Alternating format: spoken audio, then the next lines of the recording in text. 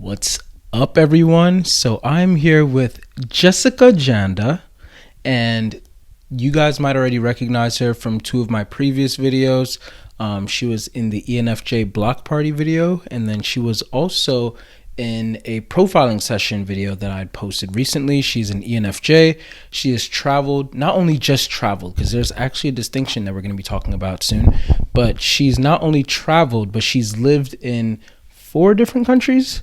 Well, now 5, right? Yeah. Her first time in the US, and she just spent the last almost 2 weeks with me, and there are a lot of things that we've explored, but we want to give you some of the things. And today we're going to actually be talking a lot about the value of community and the value of traveling / living in other places. So without further ado, let's get it.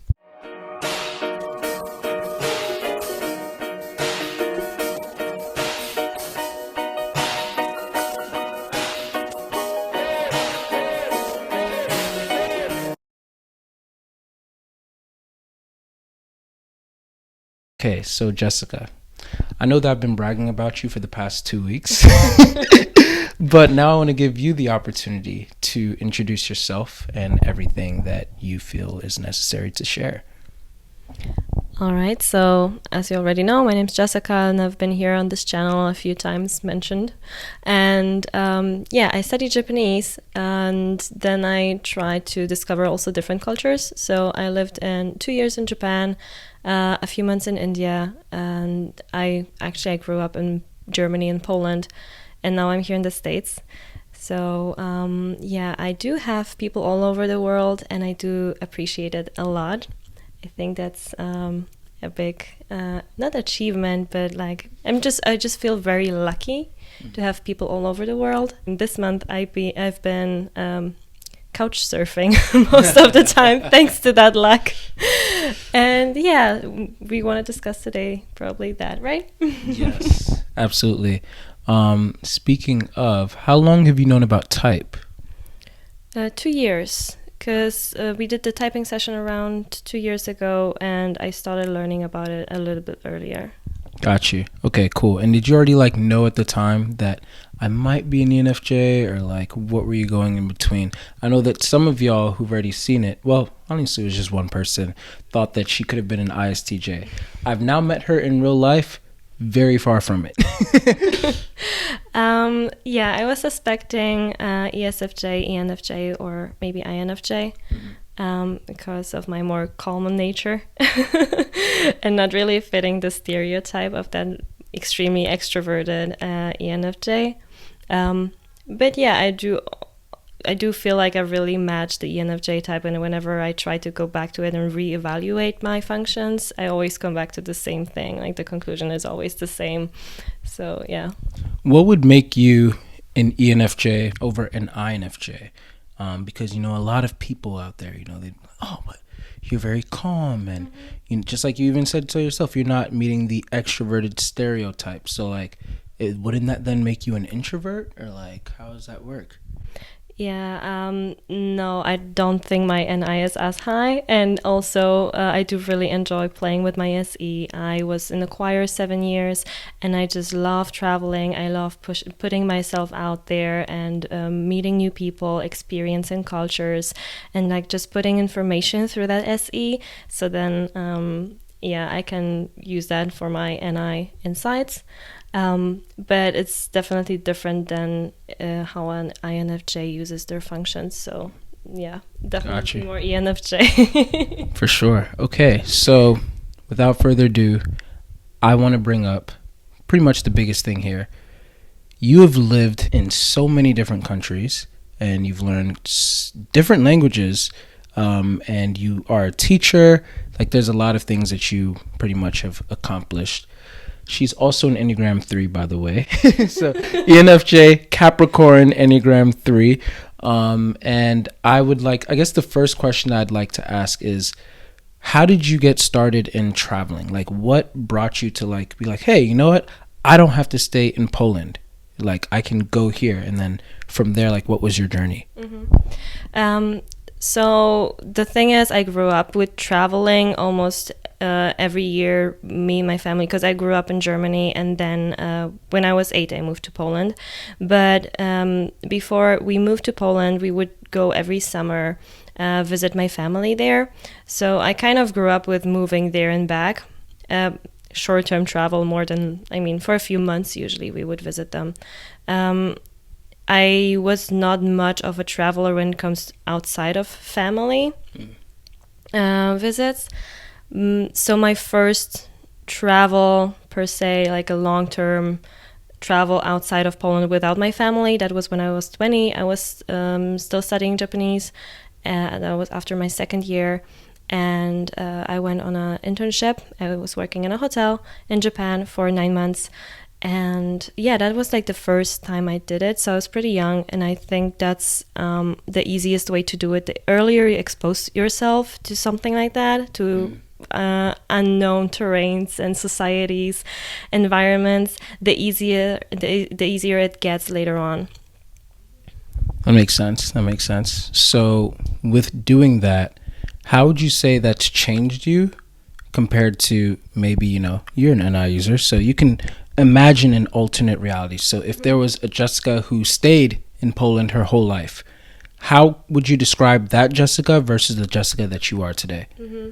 First of all, I think I would be extremely frustrated because I do really enjoy going out and meeting the unknown, basically. So the thing that people don't really discuss much maybe is how much you can discover yourself when you put yourself into an unknown context, especially as an FE user, where you kind of try to always figure out the social norms and structures. Once you don't know them, your FE is kind of blind for a few weeks. Not like blind, like you don't understand what's going on totally, because you still get the energies and vibes and everything. But the social norms are different. So you kind of have to relearn every time. And once you do that, you kind of see what is learned and what was ingrained in you because of the cultural norms that you grew up with, and what is actually you. So that helped me, especially as an FE user, to just truly find myself and center myself. So yeah, for all the FE users out there, do try to do that.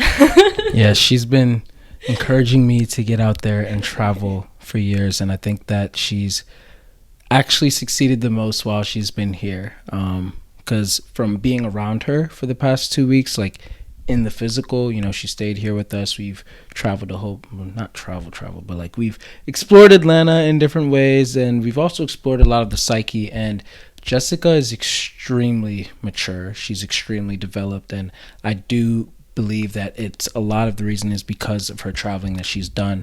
One of the things that she said that I just actually really love, and I've been just repeating it like all week, is she said that she pretty much hates the word weird. I want you to explain why that is. Because I just think that nobody's really weird, or we are all weird. Maybe we just have to find our kinds of weird. I think that it's just we all have our norms, and whatever, if someone uses the word weird, and it's just because it's someone acts outside of their norm. So I just think that there's nobody who's really weird. It's just what do we perceive as weird, but it kind of has a negative meaning attached to it, connotation, exactly. So I just don't like to use that word. I always say that something can be interesting, or someone can be interesting. It's different. I didn't know about that. So because there's nothing inherently bad about being different. Because we all have our quirks, our differences, but we are all similar in different ways also in other areas. So let's just all be weird, or nobody's weird. True. Your Libra moon is showing with the FE. But the Capricorn is there. Don't get it twisted. With that, it's funny because I remember last year, I told you, but last year I was, I'm always in a personal development type of growth mindset. And one of the things that actually was probably the main resolution that I had last year it was to not view things as weird anymore. My upbringing, there was a lot of things that, even probably from those of you who've been rocking with me for the last 5-6 years, y'all could see the progression on my channel, like from different topics that I've like explored and everything like that, and how I've been like shifting, and in a lot of ways that I haven't even unveiled yet on this channel yet. And I'm trying to find the right way to, ease y'all into that. But I really also kind of like discovered the same thing, like, seeing that, okay, it's time that I stop viewing certain things as weird, and maybe now I just say foreign or interesting, but it's not actually weird. And if anything, I should be encouraged to go and explore it some more. And so I would love to know maybe 1 or 2 examples, maybe of like what people might find to be weird, maybe either from the States if they were to visit Japan, or maybe even Japan if they were to visit India, something like that. Like show us that you've truly traveled. So the first thing that comes to mind is usually with Japanese people, especially people from Europe or the States, when they visit Japan, they usually see Japanese people as very shy and withdrawn and kind of weird, as in antisocial. And it's true that in general, the society is a bit more withdrawn, and people are a bit more calm in Japan. They they value harmony a lot, so they try to just keep the peace. And there's a whole different philosophy in Japan than we have here. It's a lot more about the society in general. It's a collectivistic society, whereas here in, for example, the States, it's much more about the individual. So just growing up in like totally different contexts obviously will make you act differently. So that's the first thing that comes to my mind. But for example, from my own experience, when I came here to the States, I knew that there's a lot of, like, at least in Europe, we heard about how Americans are always very smiley and bubbly and just outgoing. And the energy difference, that's true. But I just didn't find it as weird. It's just different because the cultural context is different. So I had to adjust to that. I won't say that I didn't have like a moment where I had to like really, recalibrate my own energy to the work environment energy. Because you are a little bit more energetic when it comes to the society in the States. Mm-hmm. So that's a difference that I noticed, but I don't see it as weird. It's different. Yeah, no, I hear you. That's interesting. So just for fun, I would like to see, what would you type each of the places that you've lived at? Okay, so Japan, definitely ISFJ. Very traditional, and they also have a lot of non-materialistic, heritage. So they pass on traditions instead of just buildings or landmarks.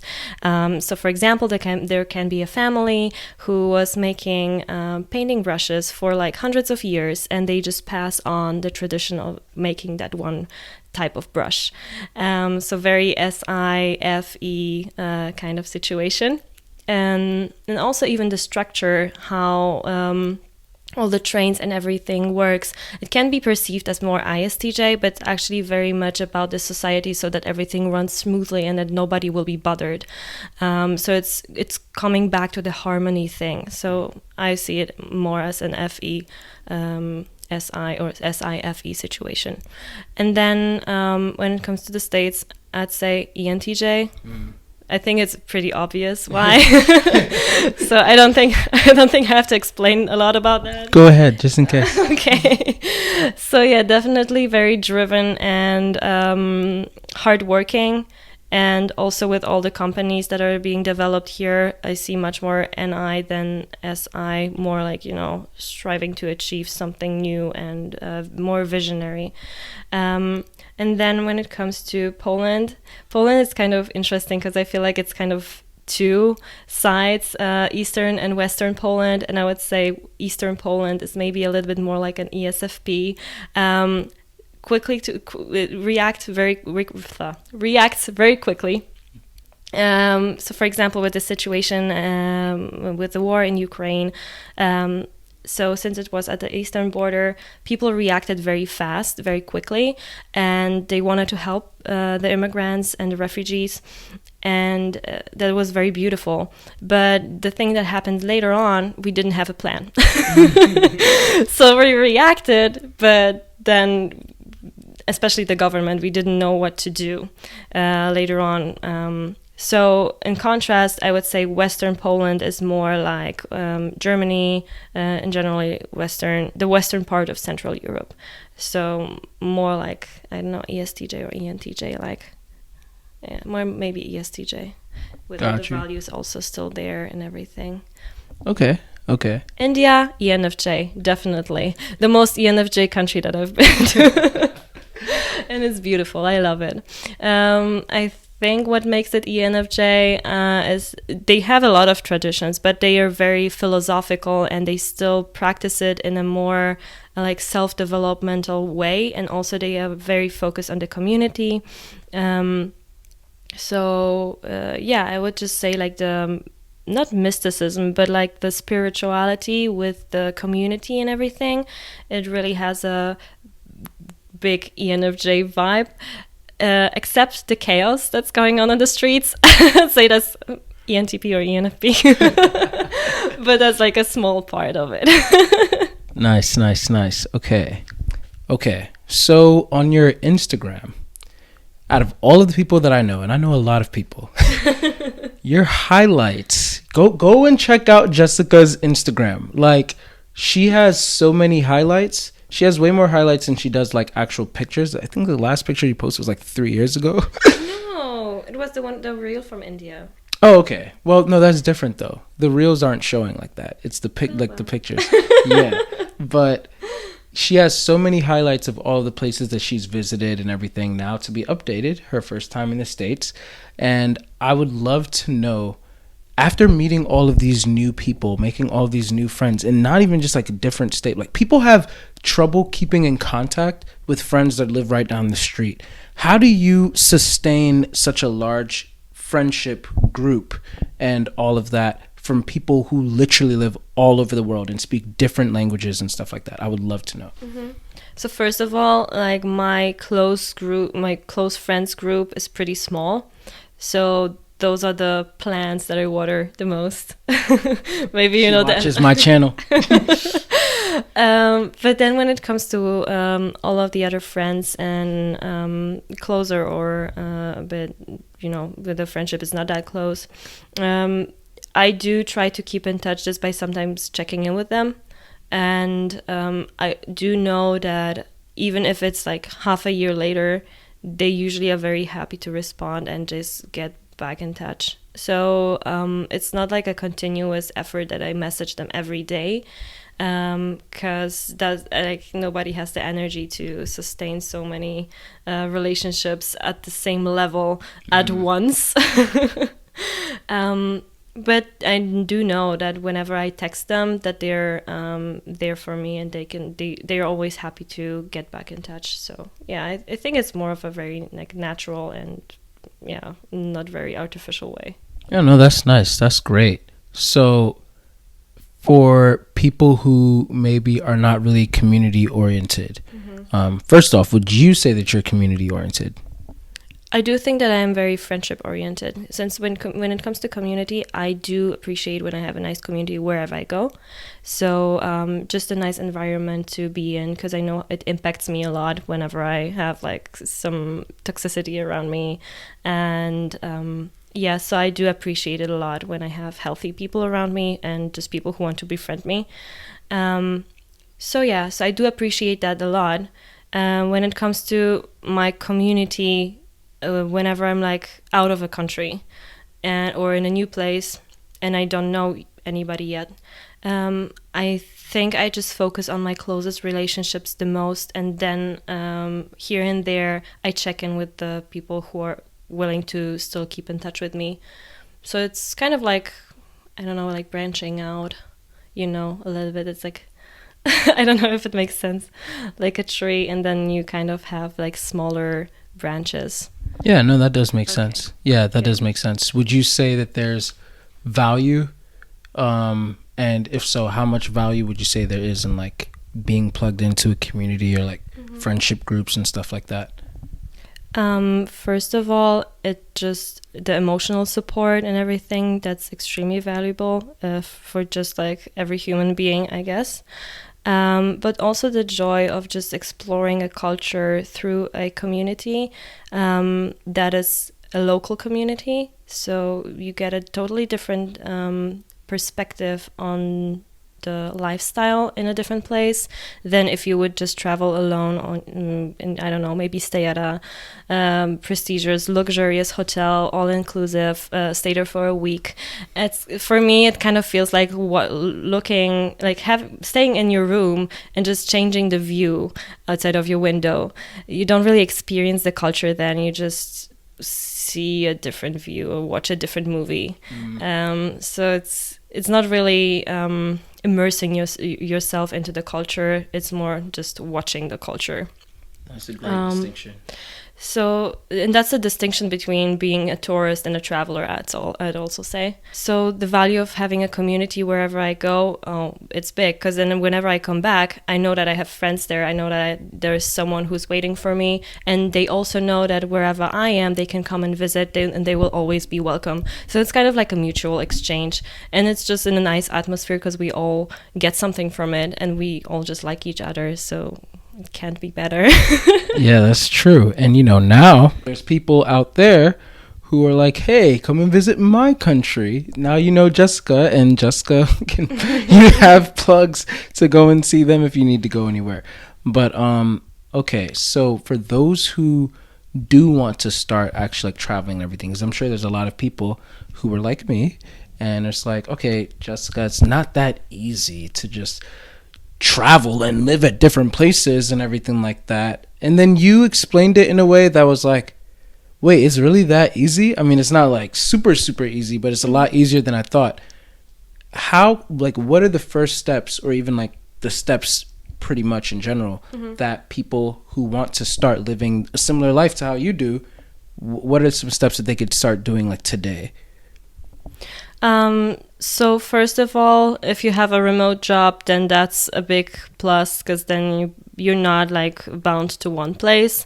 Also, if you don't have kids yet, then it's even easier. It's not impossible if you have children. There are families who travel all around the world, but it's definitely much more difficult. So if you're single or even married, but both of you work remotely, then you can apply, for example, for a tourist visa and just stay somewhere for like 3 months. And it depends on the country and on the country you're from. So always check the websites of the embassies. But yeah, that's one way to, if you want to like long-term travel, but not really move to a different place. If you want to move to a different place, then you can be a freelancer.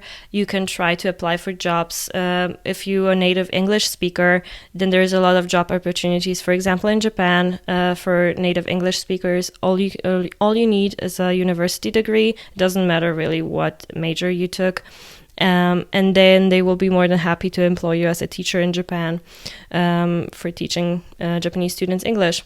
So there's several ways to get into different countries, and it kind of varies. But if you just want to like stay for a while there and just kind of get a taste of the culture, you can just get a tourist visa for like 3 months. And usually, since the majority of your audience is from the States, you make more money here in the States than you pay much more here in the States than you will, for example, in Vietnam or in Thailand or in India. So if you go abroad, you usually pay still a lot less. The main thing you will pay for is the insurance and the travel expenses, meaning the flights. So Nice. Okay. So my last question is, where can people find you? I know that you have a podcast that's coming out soon and everything, and maybe by the time some people are watching this, then they'll actually it'll actually be done, and so where can people find you, or where would you want them to find you? All of that. Anything else that maybe I haven't even asked you that you feel like, oh, this is a platform, I should say this? Yeah, so definitely on Instagram. will it be like down in Yeah. the description? Perfect. That's the just in case. yeah. So Jan, JAN, and then underscore. And usually that's my main social media. I don't really use Twitter. When it comes to my upcoming YouTube channel, me and my best friend will be doing a podcast on basically like cultural comparison. And once the first video will be uploaded, Denzel will definitely give you the link somewhere to it. So I'll more than appreciate you there on my channel. Awesome. Well, Jessica, you're leaving tonight, and I'm gonna miss you. I'm gonna miss you too. I don't know when I'll see you again, but she's absolutely lovely, and I'm so glad that we not only became friends, and we actually have remained in contact all the way up until this point, and now that we've met in person, everything is just going to be even like stronger. And yeah, I'm definitely going to be traveling again soon, but thanks for featuring on my channel, and thank you all for taking the time to watch this. Be sure to like, subscribe, comment, all of that. Follow Jessica, ask her any questions. She's actually a really like friendly person, so if you hit her up on Instagram and everything, then seriously, like, you know, just hit her up. Everything's I all don't good. bite. Much. But yeah, thank you all for watching. Thanks again, Jessica, so much. Thank you. And don't forget, you matter. Done.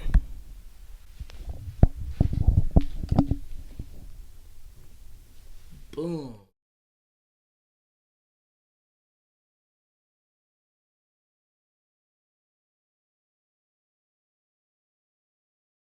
Thank you for taking the time to watch that video, and if you enjoyed that, please like and subscribe. It actually really helps out my channel a lot, so that more people who actually care about what I want to say can actually find me a lot more easier. Also, if you did enjoy it, then maybe you'll enjoy a lot of my other content as well, so be sure to check out some of my playlists where you'll be able to find a lot of my older videos and older content. And last but not least, if you would like any profiling sessions or coaching sessions, be sure to check out denzelmensa.com, where you'll be able to book me and you'll see the rest of my services. But thanks again, and have a great day.